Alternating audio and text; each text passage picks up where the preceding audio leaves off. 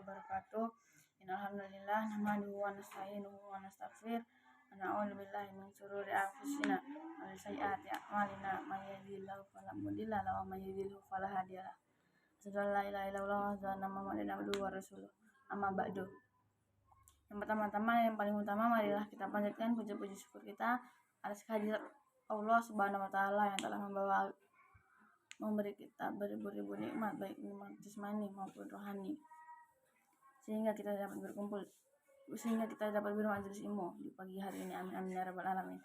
Yang kedua kalinya, salawat dan salam tak lupa kita curahkan kepada junjungan Nabi besar kita Muhammad SAW, telah membawa agama Islam ini dari zaman jahiliyah menuju zaman Islamiyah, dan yang kita nantikan syafaatnya di yaumul akhir. Yang ketiga kalinya duduknya saya di sini akan menyampaikan proses terpilihnya Abu Bakar As-Siddiq menjadi khalifah. Abu Bakar As-Siddiq menjadi khalifah setelah para sahabat bermusyawarah dan sepakat untuk memilih beliau. Ketika Rasulullah masih hidup, beliau tidak pernah menyatakan secara jelas siapa yang akan menggantikan beliau. Setelah beliau wafat, namun beliau telah memberikan syariat yang kuat, kecondongan beliau kepada sahabat Abu Bakar.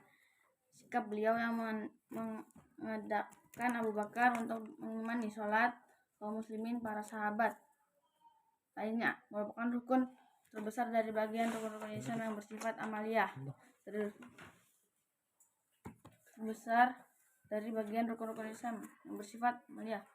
Padahal Aisyah meminta agar Rasulullah SAW tidak meminta Abu Bakar menjadi imam karena beliau sering menangis ketika sholat. Rasulullah SAW hijrah dari Mekah ke Madinah. Beliau meminta sahabat Abu Bakar yang menemani beliau, tidak meminta sahabat Umar yang fisiknya lebih kuat dan gagah.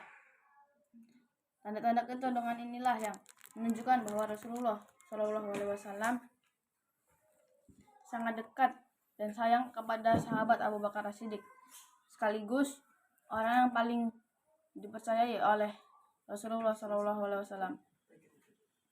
Tak kala Rasulullah SAW wafat, orang-orang Ansor berkumpul di Sakifah Bani Sa'idah untuk memilih pemimpin dari golongan mereka.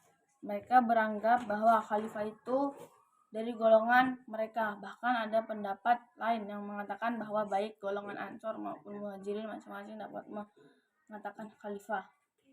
Mendengar berita itu, bergegaslah Abu Bakar, Umar, dan Abu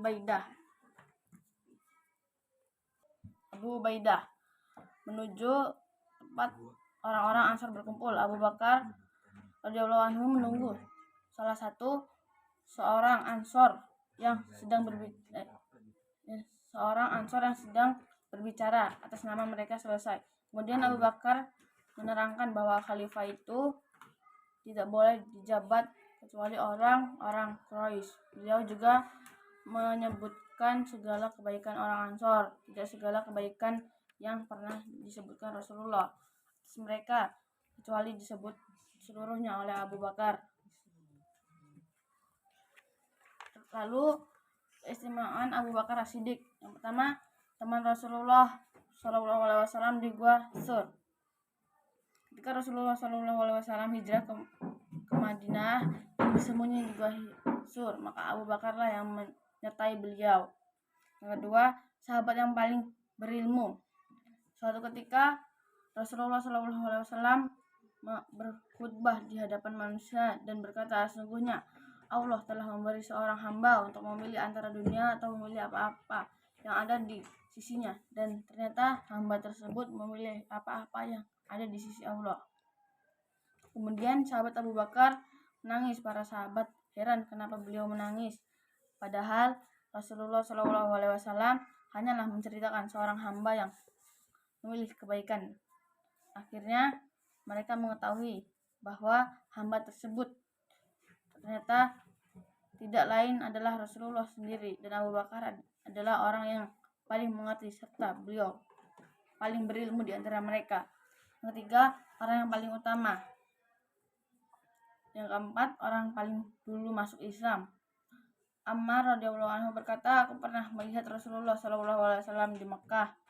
Pada waktu itu tidak ada yang mengikuti beliau kecuali 5 orang budak, 2 wanita dan sahabat Abu Bakar. Kelima, orang yang paling dicintai Rasulullah.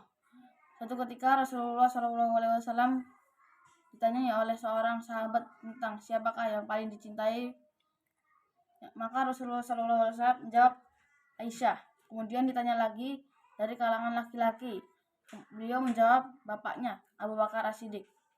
Yang keenam, imannya kuat.